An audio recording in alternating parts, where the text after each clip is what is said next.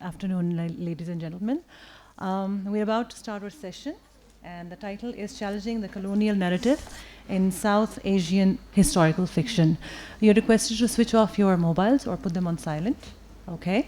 And we'll have a question and answer session at the end, so you can ask your questions at the end. And the moderator for today's session is Asma Mansoor. I'll introduce her. She is the assistant professor in the Department of English International Islamic University, Islamabad. She has been teaching there since 2006, a PhD in English literature. Her research papers have been published in reputable international journals, including Compare, our Journal of Comparative and International Education, Critique, Studies in Contemporary Fiction, Curriculum Inquiry, Asiatic, New Writing, the International Journal for the Theory and Practice of Creative Writing, South Asian Review. Over to you, ma'am. Thank you, Aisha. Assalamu alaikum, everyone. I welcome you all to our panel discussion on challenging the colonial narrative in South Asian historical fiction. Our panelists include Dr. Nukhbah Langah, who is an associate professor and dean of the Faculty of Humanities at the Foreman Christian College in Lahore, University in Lahore. She's an academic, a translator, and an activist.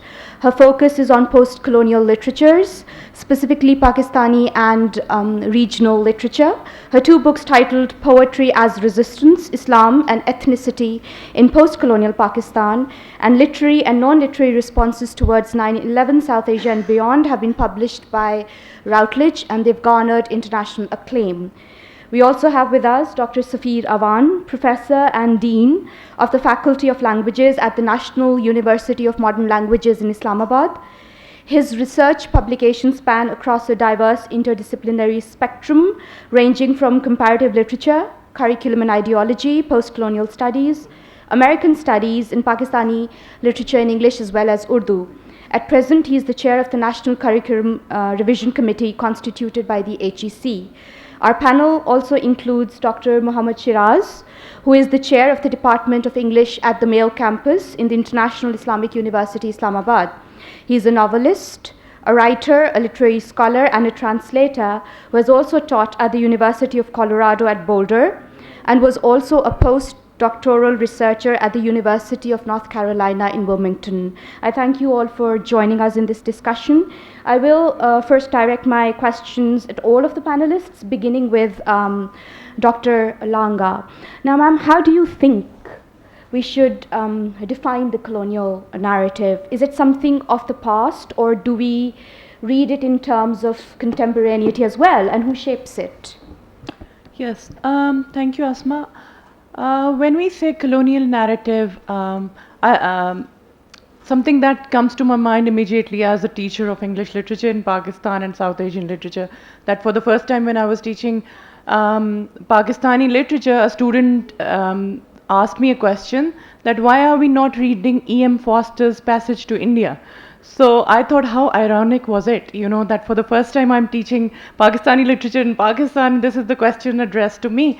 But I think when we say colonial narrative, it's not just the literature impacted by colonization, but we should also see at the ways in which colonization has influenced Pakistani writers. So if Pakistani writers are referring to the process of colonization, but they are contemporary writers, so we can approach and analyze the text in the light of colonization again.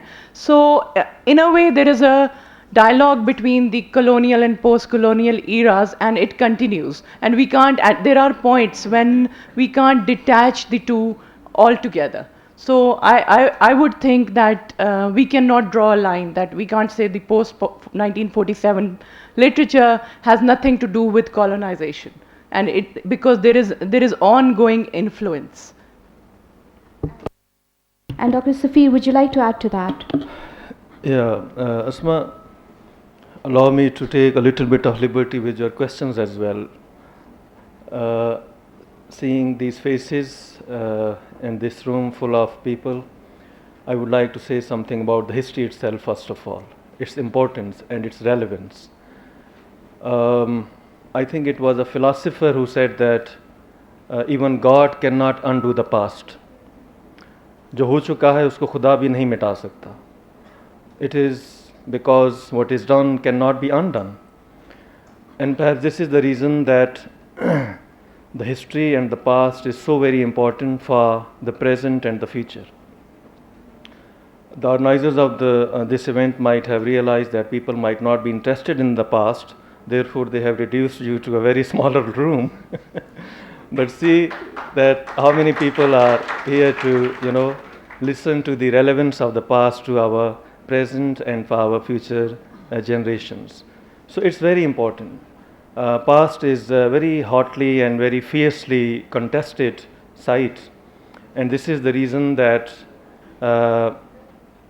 in Bhabha's words, when nations are narrated, then a lot of politics, plays its part in those historical narratives. This is the reason that official histories of almost all the countries are different from the alternative narratives which are written by the intellectuals and by the liberal scholars. This is the reason that we see in our own backyard in India, for instance, playing with history in its contemporary project of Hindutva as it is going on in India. So they want to change so many heroes of the history, so many events of the history. They want to give a different twist to the history because it helps them realize, or perhaps it compels them to think that until they change the past narrative, they cannot change the minds of the present generation, and therefore they cannot do their politics.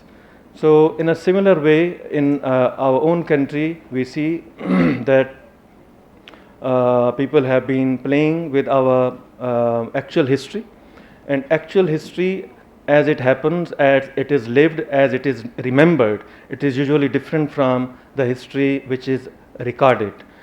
And perhaps this is the reason that now this oral history project has been taken up by so many scholars across the world. So in this kind of historical sense which is emerging as a revisionist history, as a reinterpretation of the past in the light of the new documents, in the light of the new historical evidence, people like to write history very much. Same is the case with these historical colonial narratives, whether they are actual or whether they are fictional. We understand that history is fictionalized and fiction is sometimes historicized. We are today here to discuss those fictional narratives in which there is a little bit of history involved as well.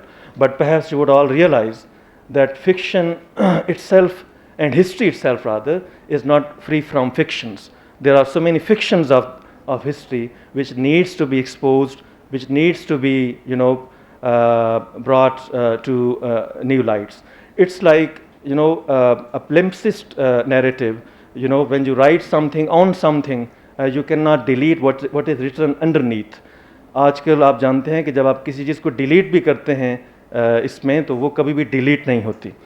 तो इसी तरह history का भी है कि जो grand mother's narratives हैं, जो ग्रैंड फादर्स नैरेटिव्स हैं, they are so very important for us, this generation who lives in the cyberspace, who is unfortunately devoid of the sense of history, and without a sense of history that we get from the grandmother's narratives, we cannot be very wise about our present and about our past. Thank you.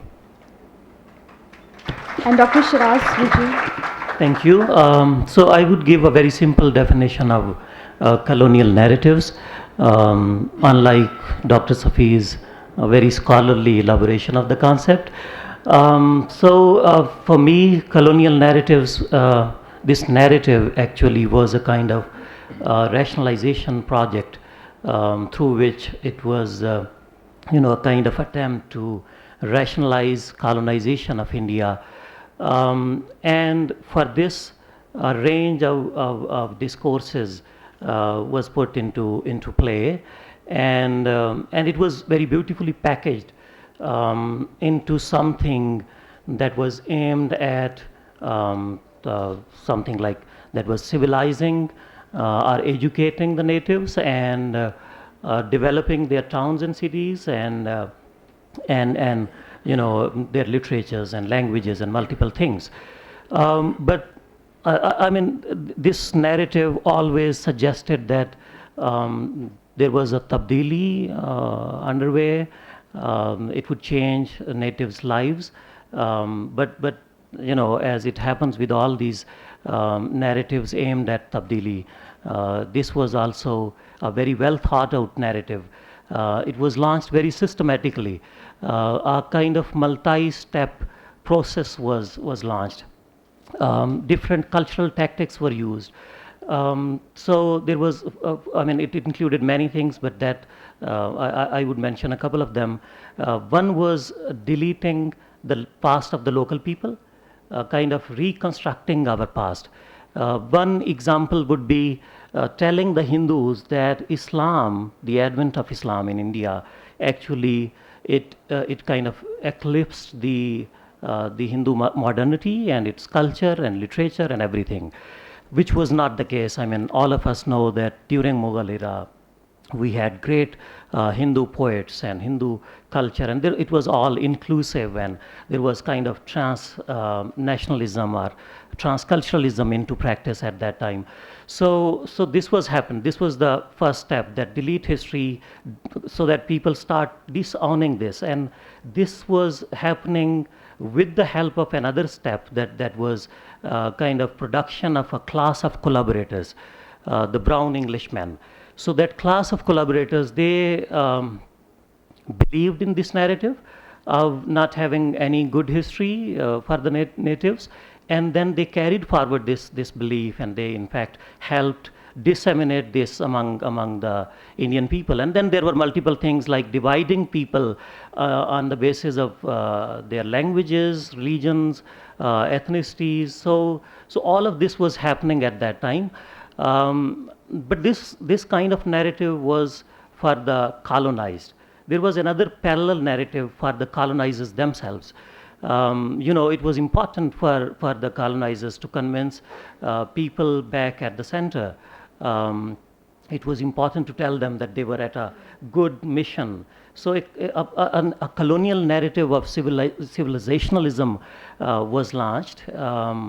So because this was for the natives, so there was no need probably to be very careful about it. So no discursive measures were taken. So there was no shame in calling the natives savages, inherently violent people. So all the reports, commission reports and censuses and gazettes that were written in English and meant for to be sent back to the House of Lords and House of Commons, and so they were all in English, and they were all written in a different kind of narrative that was aimed at convincing and kind of motivating more colonizers to get involved into this project. So for me, this is the kind of colonial narrative that was launched in India. Thank you. Yeah, that was a very comprehensive overview that we got. More like it's like we're still haunted by the ghost of our colonial past, and we can't really sort of exorcise it. We have to move forward with it, constantly deal with it, and that is why I would. We know that South Asian historical fiction, it plays with history in diverse ways, dealing with the ancient past and also with the more recent and modern past. So as it tries to reclaim some of its historical authenticity, keeping in mind your stance that it has been distorted or modified or manipulated, its historicity, do you think that through such efforts, it can really in effect reclaim its past by extracting it out of the erasure that has been imposed upon it by colonization? I don't think that it's quite possible to detach. For instance, as I said earlier, it's not possible to detach the history before partition or the modern history from the context of even contemporary novelists. And one example that comes to my mind is Kamila Shamsi's cartography, because if she talks about ethnic violence in Karachi, there is a context to it that after partition, how Sindhis were active in identifying their ethnic identity, and what role did immigrants or people who migrated to Karachi played in their, the presence of Mohajir identity in Karachi. So this is quite a complicated context, if you like. It's you can't say that Kamila Shamsi is only talking about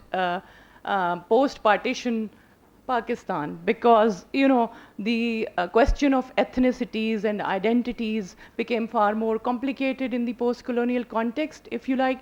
And another example of very popular novel, The Reluctant Fundamentalist, he's writing in the context of 9/11, but then 9/11 has such a deep context. If you think of it in terms of the theory of clash of civilizations, or what in the UK there have been documents published by the Runnymede Trust when there was a debate about the Muslim identity and Muslim presence in Britain, and this was far before 9/11. So how can we detach it? And but unfortunately, I feel that we're not discussing this at academic level.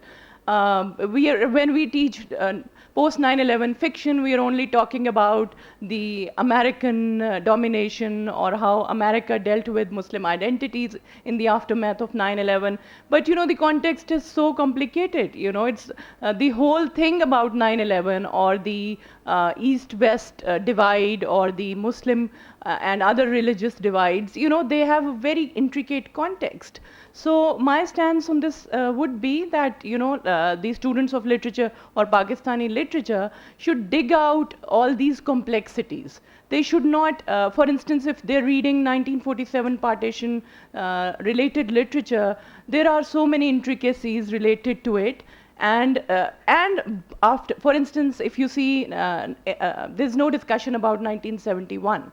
And historically, we don't reconnect with why Bangladesh was created, and not many Pakistani writers are writing about it. It's a big gap, in terms of identifying historical fiction in Pakistan, or how Pakistani writers relate to the modern history. So we need to really, rather than looking at the marking these historical points that, okay, 1947, 1971, 9/11, or whatever next, but we need to connect and look at the intricacies and layers of what happened that prompted 9/11, what happened that intricated 1947, or intricated the identity issue in Pakistan in the aftermath of 1947. So if a country is created in the name of Muslim identity, there are far more political and historical complexities related to it. So it's not just about Muslim identity, it's about these layers of identities present within Pakistan. So in short, my answer would be that these when we say historical fiction, historical literature, or modern Pakistani literature written in the context of modern history, we can't just stick to modern history. We have to reflect on what made that modern history more complicated than how we are looking at it. Thank you. Yeah, Asma, you have used a very significant, important word in your question, and that is erasure. I would like to highlight this for the benefit of our young audience, especially students. Erasure is from, erasing, as you can understand, but in theoretical terms, it is more than that. जब आप बच्चे lead pencil के साथ किसी कागज़ पे लिखते हैं और उसको रब करते हैं, तो तब भी आप देखते हैं कि नीचे एक निशान बाकी रह जाता है, आप चाहे जो मर्ज़ी जितना अच्छा मर्ज़ी रबर इस्तेमाल कर लें. So, erasure is something like that, that even when you try to erase something from the public memory, from the memory of the people, through various means, as we have been talking about these colonial narratives, still what has happened, it remains as a happening, as a past, as a fixity. It cannot be uprooted. It cannot be dislodged from the memory of the people. This is why that oral narratives are extremely important. I would like to mention here Edward Said. Many of you are quite familiar with his name and his work. Said, in his book Culture and Imperialism, and in one of his essays on Jane Austen, he talks about the method of reading through which we can highlight, through which we can foreground those parts of history which are whitewashed by the colonial narratives, by the colonial fictional narratives. The example is quite familiar, I think, to many students of MPhil and PhD as well.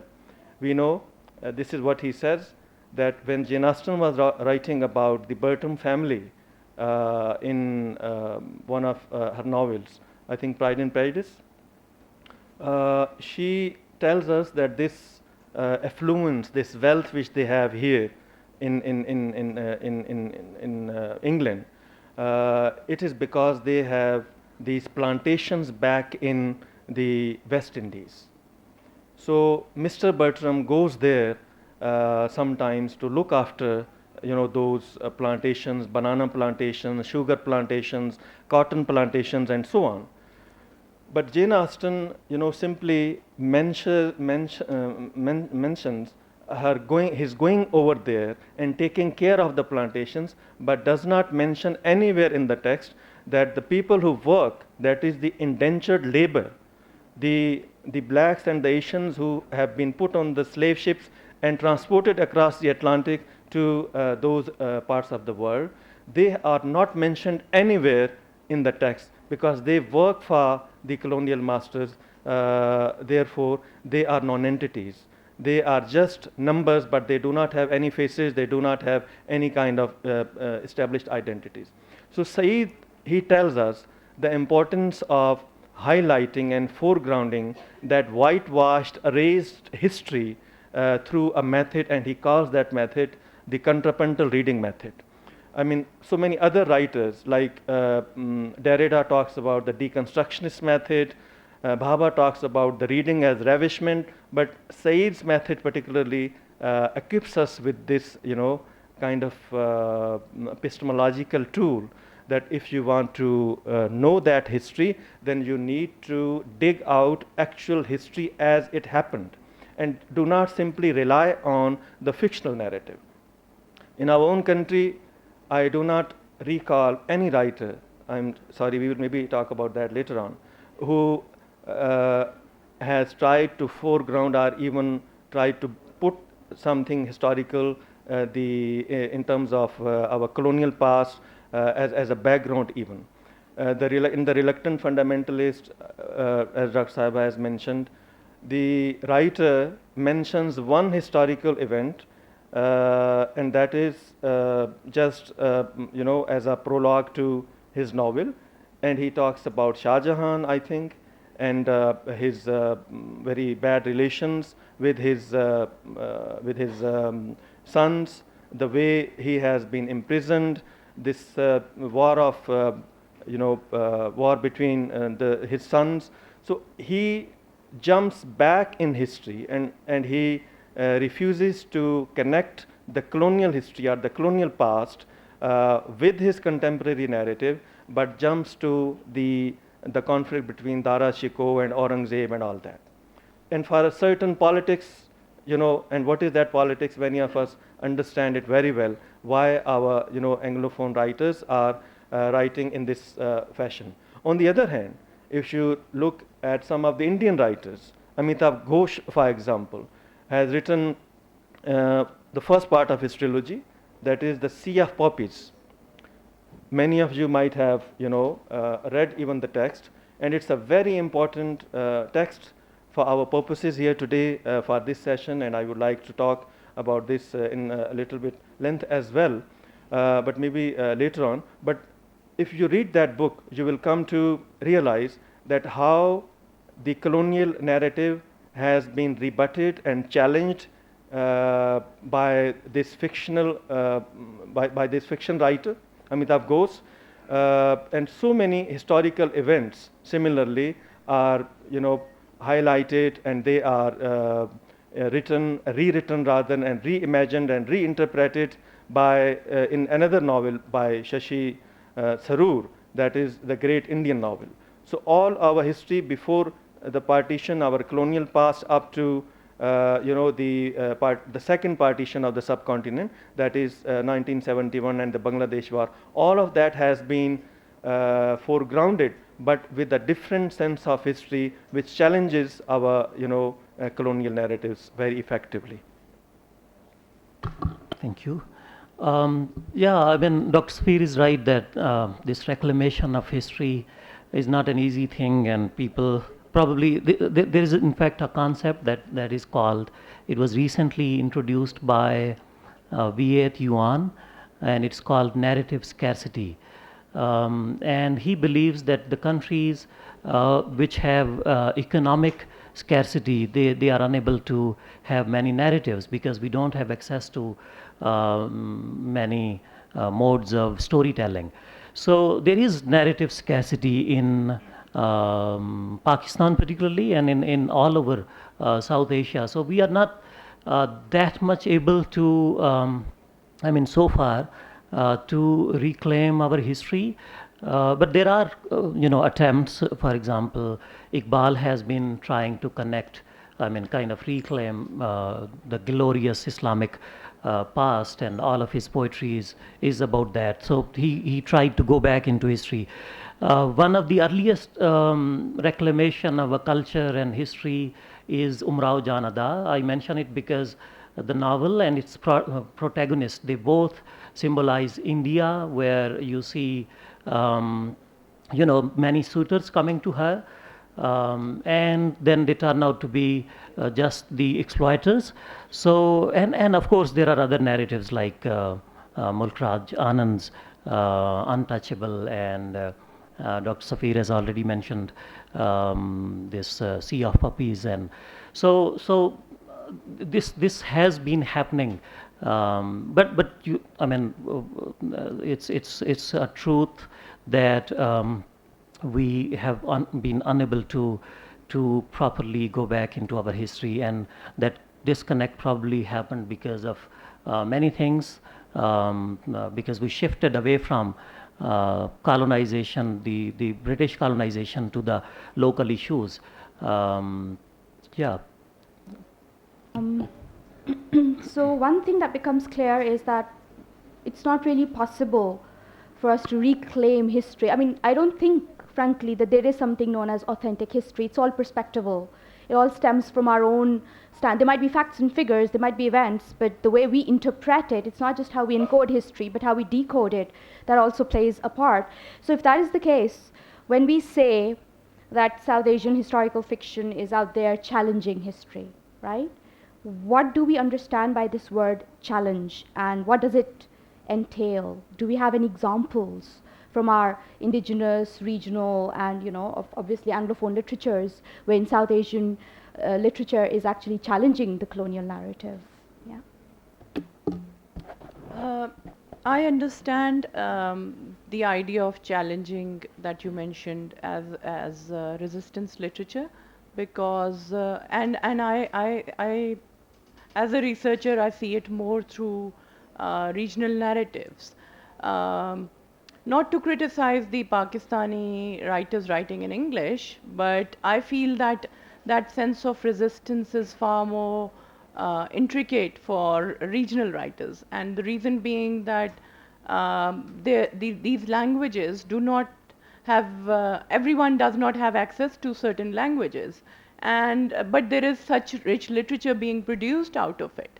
And one way that I look at resistance is through the translation of these regional works.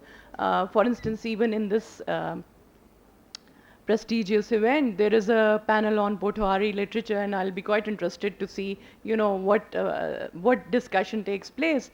But there is certain other kind of resistance as well, that, for instance, if we say why Pakistani writers are writing in English, It can be seen in terms of empire rights back, because if they are commenting on the Western policies or political stances, literature turns into a kind of a dialogue where they are trying to say things which cannot be discussed at state level. So in some words, it puts the writer under a lot of responsibility, because what goes missing in history can be covered in fiction. And I'm not sure if they really think about that we are going to do it strongly, but even if they address, for instance, as Safir Saab said, that if there is a reference to Dara Shikoh or the Mughal history or something like that, that is a strategy of resistance as well. So there could be various kinds of challenges or resistances that regional writers or Pakistani writers writing in English could be using. And there could be other examples. For example, if there is a folk literary form of poetry, for example, kissa or kafi, and it's being altered by the regional poets or peripheral writers, it could be a way of challenging our history as well, because they are, on the one hand, trying to maintain. For instance, I'll give you an example that because I work on Saraiki literature, there are writers who are working on kafi. And Khaja Farid is the Sufi poet who worked on kafi popularly in Saraiki. But these writers say that we are coming up with modern kafi. Rifat Abbas is the name of the writer, who says, I've initiated the modern kafi movement. So what is that? Isn't that a challenge? Isn't that a way of reasserting or reinterpreting our historical literary forms or historical connection, that on the one hand we are trying to say, to reinforce that, in Saraiki literature, kafi is an authentic, a classical poetic form, but on the other hand, it's being modernized as well. So I see these little efforts made by regional writers or Pakistani writers as a way of challenging the mainstream interpretations of history, which are really not obvious in the history textbooks or the history that we are teaching students in conventional institutions, because I say conventional, I'm sorry, it's not an offensive thing to say, but I do say that the discussion that we started with the erasure of history is happening at the conventional teaching level, because there are many things in history that our students, our kids grow up learning, and later on when they join all these modern institutions where there is liberal arts education, where they are being told that you have to read Aisha Jalal, Shashi Tharoor, and you have to understand that what is your history and how do you reclaim your history. So they get kind of overwhelmed, because they think that until the age of 16, 17 years I've read this traditional history, we've read 14 Nukat, but we don't know what Aisha Jalal means by partition. She looks at partition in a different way. So in that context, history and the whole discourse of understanding history and challenging history becomes very, very complicated in the context of Pakistan. Thank you. So resistance and challenge, and the strategies of resistance and challenge which the fiction writers may adopt. We may, think about that. As I earlier said, that there is always a parallel history existing in the oral narratives, for example. When fiction writers, they resort to historical fact for their fiction, they do not simply rely on what is taught at the school level, what is taught as official history or as a state narrative in any country. It's not only a matter of Pakistan or India. In any country, the writers, the liberal minds, those who are not doing any kind of job anywhere like us, all the slaves of state system in universities, they think they can think liberally, they can write their hearts out, and they do not care about what would be the judgment of the state or the society, but they are concerned about the judgment of history itself. For example, the different strategies which they may employ in order to resist that is reversal. For example, one strategy can be the reversal of the roles which they assign to different characters in a fictional setting. Reversal of the roles. For example, we understand from so many Victorian fictional narratives about India that Bengali Babu is a figure of hate in all colonial narratives, whether they are historical or fictional. As you know, that the Bengalis, they were the earliest to receive this colonial education. They were very well versed in English as well, therefore they were offered jobs and they became a prototype of the brown sahabs, the local brown sahabs. We see that many of these Bengali Babus are caricatured in many of these fictional narratives that we read. But I was struck by this kind of character in the Sea of Poppies, for instance, where this Babu Nab Kissin, very interesting name, without G at the end, by the way, Babu Nab Kissin. And of course, to some extent, Ghosh resorts to some of the stereotyping which is done by other writers about this historical invention of the colonial apparatus. But at the same time, he makes this Babu very witty and very humane, who is ready to help people as well, unlike the other types of Babus who are very, very bureaucratic and who are only loyal to their colonial masters and so on. So this is one way, that is a reversal of the roles which they assign to the different characters. The second is to highlight those parts of history which are deliberately distorted by the fiction narratives written by the colonizers, for instance. Again, examples I can quote from Midnight's Children, from Sea of Poppies, from the great Indian novel, from the story of this queen who was a resistance figure, Begum Begum Mahal. What's her name? Begum Mahal or something like that. Ji? No. So anyway, her story is written in another novel by Kaniz Murad. It's a very important book that you would like to read and get hold of first. In all of these novels, you see that certain colonial incidents and accidents are kind of reversed. They are given an 80-degree reinterpretation, and they are reimagined according to our sensibilities, our colonized sensibilities.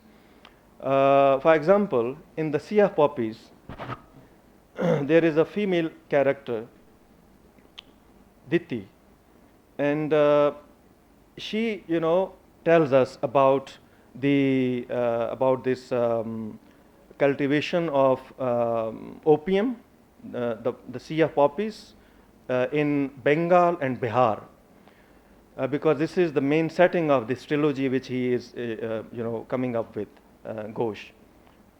This character is in dialogue with her daughter.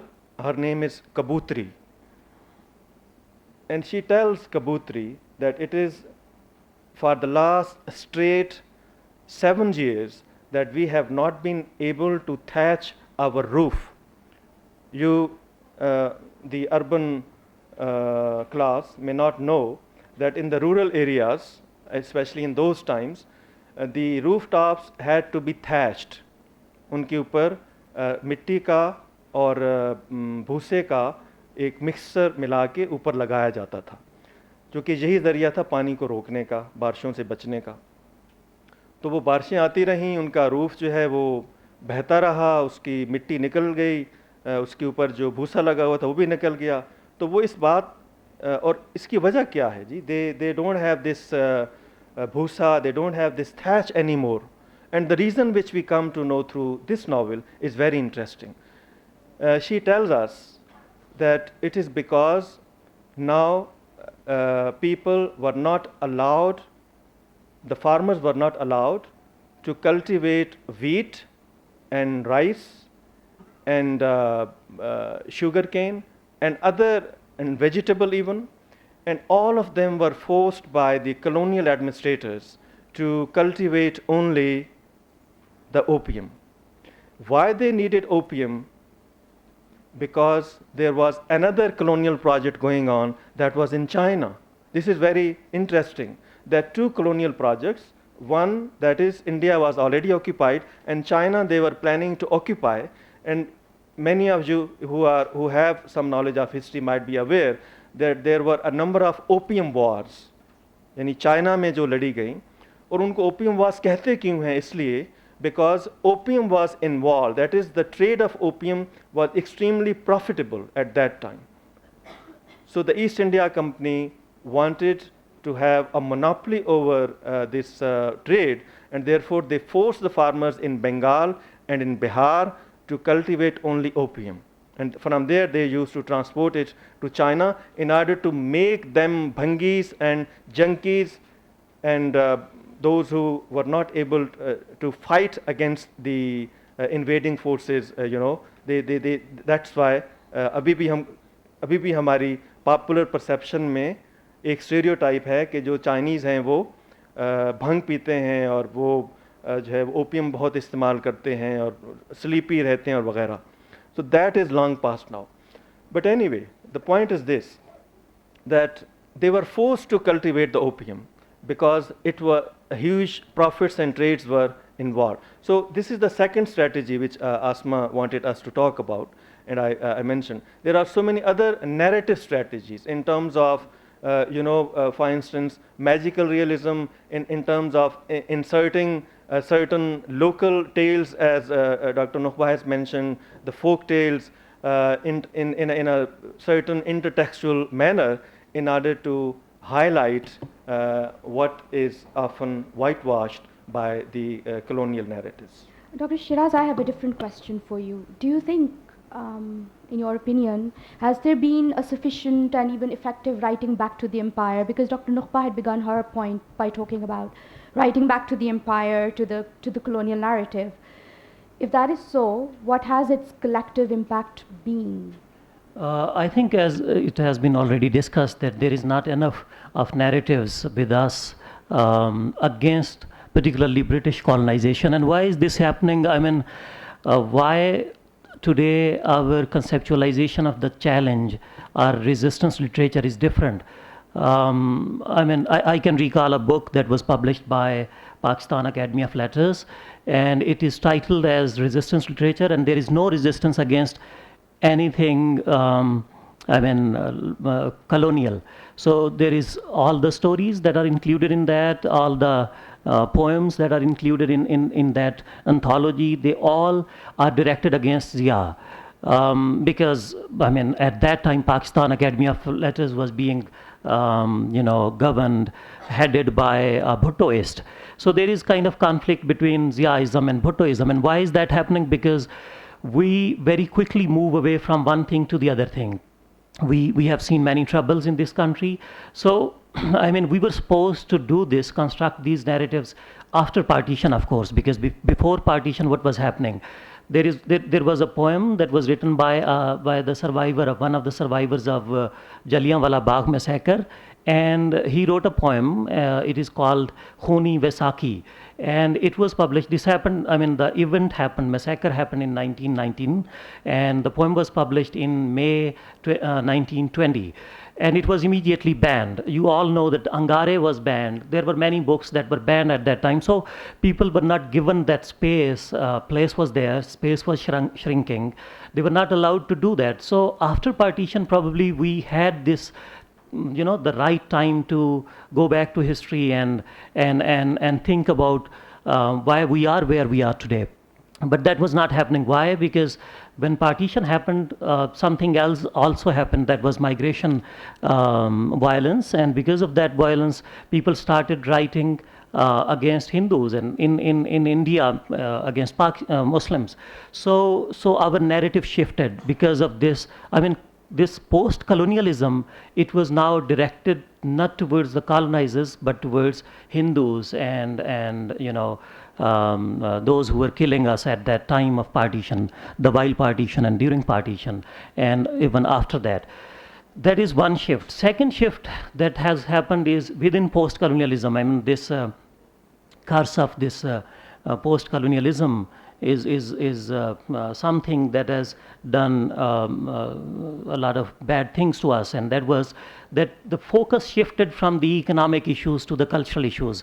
All we today talk about is culture, and when you talk about culture, definitely then the immediate conflict that you see in cultural terms is with Hinduism, and today in today's context it is Hindutva. So because of that, I mean, our post-colonialism, it became all cultural theory and debate. So most of the scholarship is focused only on stereotyping, representation, identity crisis. There is no economic.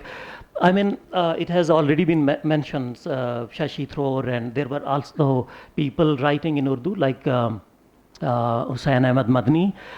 His Naqsh-e-Hayat is a very important book about the crimes of the empire, long before Shashi Tharoor's this book, Era of Darkness, came out. So there are works, but they are isolated works because we have now shifted away from. And then immediately after that, 1971 happens, and we had to change again our narrative. Cold War is happening, so there were conflicts within the country, and then 9/11 happens. You were talking about more recent modern histories. So because there is already a scarcity of narratives, we don't have enough of people to write. We don't have time. So the nation is, and whole of South Asia is surrounded by many difficult times. I mean, all the time, over time, we see one tragedy after the other.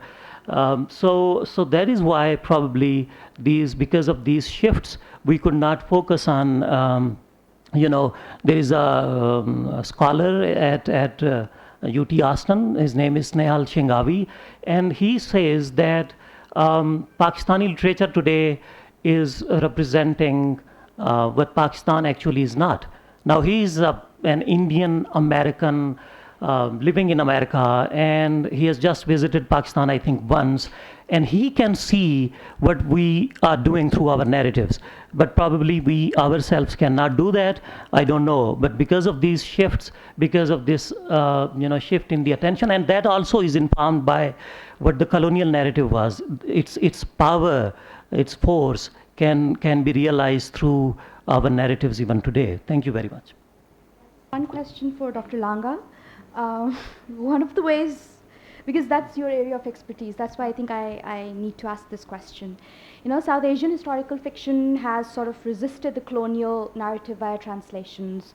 How do you think have translations of historical fiction, both from English into the regional languages and vice versa, countered colonial narratives in our part of the world? Have they somehow been an important, and acknowledged and, played an important role in this process? Yes, I was thinking about this when Dr. Sheeraz was talking, that just to add to his comment and your question, that in terms of when we say that have we been able to write back enough, there is a problem that, there is no acknowledgement of a lot of literature in Pakistan, So what we regard, what we are discussing now, modern literature, Pakistani literature written in English, but, there is no acknowledgement, or at state level, there's no support for regional languages, So even if we want to talk about translation, if there is no, let's say, Academy of Translations, studies or translations in Pakistan or something, somebody like that, which is going to support these translations, then not many people are going to discuss it. then people might think I'm like an odd person talking here about translation, because if there is no awareness and there's not enough body of literature produced in the form of translations, then there could be this discourse and dialogue about how do translations relate to the colonial history. Thank you.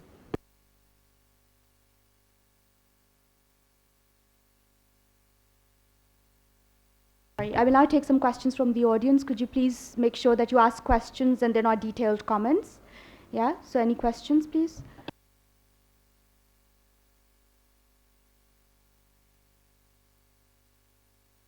Topic, challenging the colonial narrative. Like, we have different writings in the language of the colonizers, that is English, and that is pretty much like limited to the elitist circle or the upper class or lower class. So as being a writer, what is your responsibility about educating people in general? What about the lower classes? How would they relate to their positionality with respect to colonization? Yeah, actually, I wanted to talk about this a little bit. When we talk about these alternative forms of historiography and fictionalizing history and historicizing fiction, then we do have to resort or to look to those regions and those languages where this kind of alternative consciousness, alternative education is best happening or can best happen. And that is, for instance, as earlier mentioned, our regional languages, our mother tongues, our national language Urdu, and you see, for instance, if you want to read some alternative history in fiction, then perhaps you should better go to Qurratul Ain Haidar's Aag Ka Darya, which is a 5,000 years old history covering the Buddhist era to our post-partition Pakistan. And if you are interested in knowing even more of history, the writer who has gone even much back in history, that is Mustansar Hussain Tarar, who in Bahau and who in Khasso Khashak Zamane, he has traced a history of 8,000 years. And it's very interesting that we are talking here about only these comparatively modern colonial projects of the British, but this era, this area, this subcontinent, it had been at the crossroads of history long before the advent of Islam and the British and the Mughals and so on. There were Aryans. So the Dravidian culture, the Dravidian languages, the Dravidian races, they were subdued and they were colonized by those. And Tarad has highlighted that lost history in Bahau. And a lot of alternative sense of history is also found in his novel Khasso Khashak Zamane. As you can see from the title itself, that it is a story of the very fragile times, that is Zamane, which is time, which is past, which is history as well. So you're right that we need to work on this, and writing in the colonizers' language, which is, by the way, not only colonizers' language now, but anyway, still this sense is very prevalent that it's a colonizer's language, but I believe that alternative narratives are still are found in our own cultural local languages. I think Dr. Sheeraz would like to add something. Yeah, I wanted to add to the same point. I mean, if you have to educate the lower classes, you have used this phrase, the ordinary people who don't have access to English, translation would definitely be one way of doing that. People, because when we talk about colonial narratives, this whole debate stays within the middle classes or globalized, educated middle classes, and it never reaches the lower middle classes or the lower classes. But we, the inheritors of the golden Islamic past. Probably we have stopped respecting our past because in Islamic past there used to be a Darul Hikmah and House of Translation, House of Wisdom. But in Pakistan, as Dr. Nukhbah was already saying this, HEC doesn't give any credit to any translation work. We have some translation institutions. They are barely given salaries for their these employees. So there is literally no work happening in today's Pakistan on translation. There are individual translators who do translation on their own, but I mean, HEC has in fact banished translation. So how would a colonial piece of work, commission report or a gazette or some writing, like Minute on Indian Education by Macaulay, very notorious one. So how would that reach to the ordinary people if translation is not happening? I mean, there was the time, I emphasize this because we in fact try to always connect ourselves with Islamic history. So they had translated within a few years. During Mamun's time, they had translated hundreds of thousands of books. More than 400,000 books were translated, and they were not just the books coming from Greece or the other developed places. They were also coming from China and the other regions, and they were doing it. And in Pakistan today, we have banished it. Translation, translator is the bechara, ordinary person who is lesser than the creative writer. No credit is given. I'm glad that now Man Booker Prize and other prizes, they have started acknowledging the translator as well, that 50% of the award money is given to the translators. Maybe this would encourage this, and we would definitely be able to educate our those people who don't have access to the master's language. Thank you. Yes, just a quick response to the lady who just asked the question that I think you addressed us as writers, but we are far more complicated than that because we are academics. So we can, if we become creative writers, that's our choice. But as academics, I think we can address this issue by theoretically approaching these problems. And one thing we need to write about it. Whether we want to write in Urdu, want to write in English, we need to publish, we need the world to know that these are the problems that we face as Pakistanis, these are the issues that are emerging, but not really, the world doesn't know about it.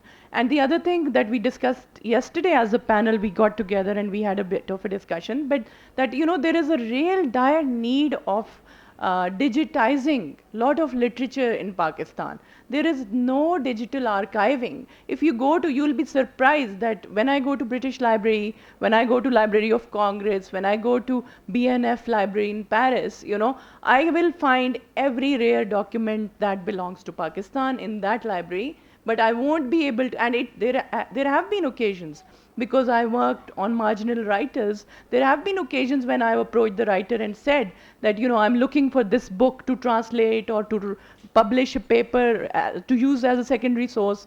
The writer has said, sorry, it's out of publication. And I found that book in all these Western libraries.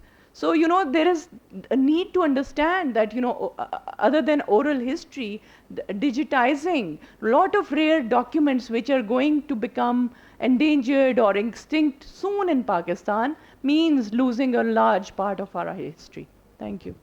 Yeah, the lady with the blue dupatta. Can you hear me? This is not particularly related to fiction, but it is related to colonialism. I recently heard an interpretation of what is happening in the CPAC deals with China, that, now China is colonizing us. Would you agree with that interpretation? Is that what's happening, and why? Why would you say that that's the case? Difficult question, huh? A difficult question is going to need another session, but a brief answer, just a brief answer, Sheeraz. As if we are already not colonized. I mean, so if you have to stay in this system of capitalism, we are neo-colonized. Amitav Ghosh has been mentioned. he gives some very nice examples of the grammar of colonialism as well as imperialism, because there are examples of free trade and freedom, the idea of freedom itself, so I think that within this system, if you want to survive, you need, I mean, this is a very, very, very unfortunate situation. You need investment, you need funding, you need, something. So if there is one country that gives you this economic corridor and builds your infrastructure, and there is another country that gives you knowledge corridor, I mean, that is also announced. So there are competitions going on.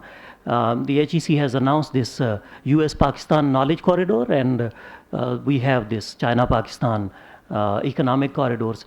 So we need both of them. We cannot, and it all started long time ago, and I think we cannot say no to any kind of money that comes here. I would say this because your country, this present government, it was hell bent against proxies and everything, and now you see the situation what is happening today. That there would be a balance, and we would be going back to kind of reconciliation with those countries which we have been ignoring. There would be in the Pakistan's in state policy, there would be a balance between Saudi and Iran and everything, but you cannot do that. So practically it is impossible. And ideally, of course, whenever you ask for money, whenever somebody goes somewhere with this mission on top, then of course you have to have it. Yeah, with this, we'll have to wind up our session because time's up. Yeah, I would like to thank my panelists for their very diverse and valuable contributions, and also to the audience for their participation. It's a goodbye from us, and I wish you all a nice day.